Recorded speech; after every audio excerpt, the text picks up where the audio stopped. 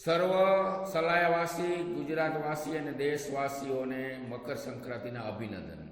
આપણે આવતીકાલે આ મકર સંક્રાંતિ તહેવાર છે, તો અનુલક્ષીને થોડીક તમને હું સલાહ આપું છું, તો તેનું પાલન કરશો તો તમારું દિવસ છે એ સુખરૂપ નીવડશે।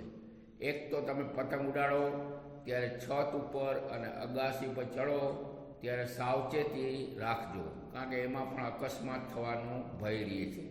બીજું, ચાઇનીઝ દોરીનો સરકારે બેન કરેલો છે, તો એનો ઉપયોગ કરતા નહીં, કારણ કે ચાઇનીઝ દોરીના કારણે કેટલાય હોન્ડાવાળા ટુ વ્હીલરવાળાને ગળામાં આવી જાય તો તેઓનું ગળું કપાઈ જાય અને મોત પણ થઈ શકે છે।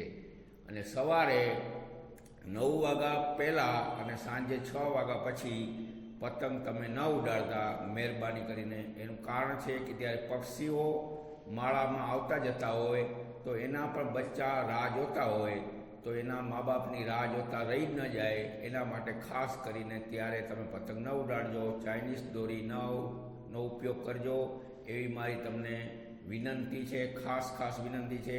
અને મકર સંક્રાંતિ તહેવાર તમારો ખૂબ ખુશીપૂર્વક જાય એના માટે અભિનંદન।